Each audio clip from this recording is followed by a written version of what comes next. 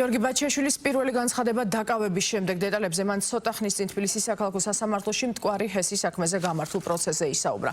მე შეგახსენებთ, რომ თანაინვესტირების ფონდის ყოფილი ხელმძღვანელი 27 მაისს დააკავეს. სუსის მიერ გავრცელებული ოფიციალური ინფორმაციით ბაჩიაშვილი წითელი ხიდისა და სადახლოს შორის არსებული ეგრეთ წოდებული მწვანე საზღვრის მონაკვეთის მიმდებარედ გადაადგილდებოდა. რა განაცხადა თავად ბაჩიაშვილმა მისი დაკავების გარემოებებზე, ამას მაკა ლაშხია გვეტყვის, რომელიც ახლა პირდაპირ ეთერში შემოგვიერთდება. მაკა, გისმენთ.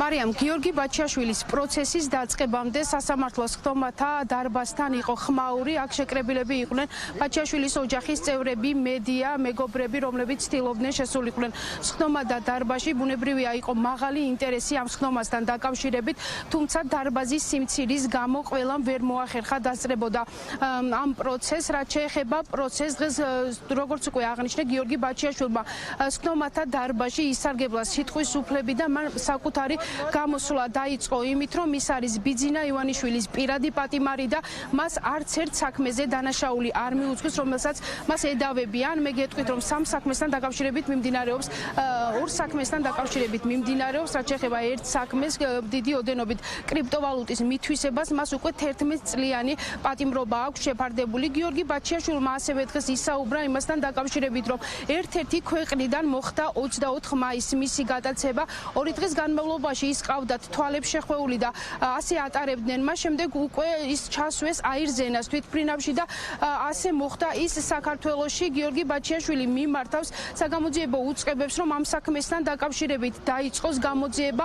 მან ასევე ისაუბრა იმაზე, რომ ის ქვეყანა, საიდანაც მოხდა გადაცემა, არ იცის მან რა მოლაპარაკებები აწარმოა სახელმწიფომ, თუმცა ამბობს იმას, რომ შეცდომაშია შეყვანილი გიორგი ბაჩიაშვილს და არც მის უფლებადამცველს დღეს არ დაუკონკრეტებია, რომელ ქვეყანაზეა საუბარი და რომელი ქვეყნიდან მოხდა მისი თქმით გადაცემა. დღეს პროკურორმაც ისაუბრა ამ საქმესთან დაკავშირებით, როგორც მიხეილ სადრაძემ აღნიშნა, ამ საქმესთან დაკავშირებით სახელმწიფო უსაფრთხოების სამსახური უკვე მოკვლევას აწარმოებს და შესაბამისად გამოძიების შედეგებიც გახდება ცნობილი მას შემდეგ, რაც უკვე ექნება ინფორმაცია სახელმწიფო უსაფრთხოების სამსახურს.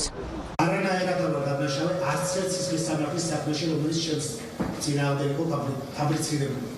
დღეს მე ვარ ივანიშვილის პირადი პატიმარი. და დღეს მე ამას კიდევ ერთ ახალ ძალიან დიდ საერთაშორისო დანაშაულის შესახებ ვიდა შეთანხმებული. 24 მაისს მე გამიტაცეს საზღვარგარეთიდან, თვალები ამიხვილეს, 2 დღე თვალებახოვული მატარეს, ადვოკატის, პროკურორის, მოსამართლის და ოჯახის შეტყობინების და დაღაპარაკების საშუალების გარეშე. შემდგომ პირდაპირ მოტაცებული ჩატრენეს აირზენას ბომბარდირის თვითმფრინავში, ჩაომიყვანეს მოტაცებული საქართველოში. საქართველოს ისტორიაში ძალიან ბევრი საქმე ახსოვს, სხვადასხვანაირი გართულებები, თუმცა ამ შემთხვევაში ნამდვილად არ ვიცი, დანაშაულებრივმა ჯგუფმა, რომელიც დღეს საქართველოს მთავრობას უთმობს თავს, ნამდვილად აჯობა თავის თავს. ინტერპოლის ძებნა იყო შეჩერებული ჩემი ადვოკატების მიმართვის შედეგად. საქართველოს წარმომადგენლებმა ბიძინა ივანიშვილის დავალებით მიმართეს ბანდიტურ გზას და მოტაცებით ჩაომიყვანეს საქართველოში. რითიც დაარღვევეს არა მარტო ევროპის ადამიანის უფლებათა კონვენცია, არამედ საერთაშორისო სამართლის უამრავი ნორმა და იმ ქვეყნის უამრავი ნორმაც, რომელშიც მე ვიმყოფებოდი. მე ვთხოვთ, რომ ეს ჩემი განცხადება მიიღოთ ახალი გამოძიების დაწყებად. მე ზუსტად ყველა დეტალს შევატყობინებ გამოძიებას. საქართველოს მოქმედი კანონმდებლობის თანახმად მსგავს შემთხვევაში, როდესაც სასამართლო მიიღებს პირისგან ინფორმაციას შესაძლო დანაშაულის შესახებ, ის თავად არის ვალდებული მიმართოს სამართალდამცავ ორგანოებს და მოითხოვოს გამოძიების დაწყება, ანუ ფაქტის გადამოწმება. ამას გარდა ცხადია, ამ ფაქტიდან გამომდინარე, რაც დღეს მოვისმინეთ, ჩვენ ცალკე მივმართავთ საგამოძიებო სტრუქტურებს, მოვითხოვთ ამ გამოძიების ჩატარებას და ყველა იმ ფაქტის გადამოწმებას, რაზეც გიორგი ბაჩიაშვილმა ისაუბრა დეტალურად. ბრალდებულის მიერ გაკეთებული განცხადებების შინაარსი არის გამოძიების კვლევის საგანი და ეს გამოძიება მიმდინარეობს სახელმწიფო უსაფრთხოების სამსახურში. შესაბამისად, გამოძიება ნამდვილად მიმდინარეობს. თუ რაიმე დეტალი იქნება საჭირო, ბუნებრივია ეს უწყება გააკეთებს, რაც შეეხება შეეხება შინაარსს, ბრალდებულმა განაცხადა როგორც საქართველოში ჩამოყვანასთან დაკავშირებით და ასე შემდეგ. თქვენც მოისმინეთ. შესაბამისად, შინაარსობრივად, სამართლებრივად განმეორდები მიმდინარეობს გამოძიება და ამ კითხვებზე პასუხი იქნება ბუნებრივი გამოძიება.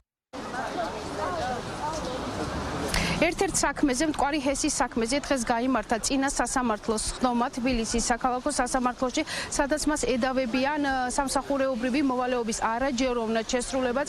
კერძოდ, თანაინვესტირების ფონდი ახორციელებდა მტკვარი ჰესის პროექტს, რა დროსაც ერთ-ერთ თანამდებობას იკავებდა გიორგი ბაჩიაშვილი და შესაბამისად პროექტი, რომელიც უნდა განხორციელებულიყო კონკრეტულ ვადაში და უნდა მისი ჯამური ღირებულება უნდა ყოფილიყო 100 მილიონ დოლარამდე 240 მილიონი დაჯდა ეს პროექტი, თუმცა ექსპლუატაციაში ის დღემდე არ არის შესული და შესაბამისად ინვესტორი ამ პროექტით დაზიანდა. ამ საქმესთან დაკავშირებით მიმდინარეობს პროცესები თბილისის საქალაქო სასამართლოში. ამ საქმესთან დაკავშირებით ბრალი 2-დან 5 წლამდე თავისუფლების აღკვეთას ითვალისწინებს. რაც შეეხება კიდევ ერთ საქმეს, საზღვრის უკანონო კვეთას ეხება და ამ საქმესთან დაკავშირებითაც მიმდინარეობს პროცესები.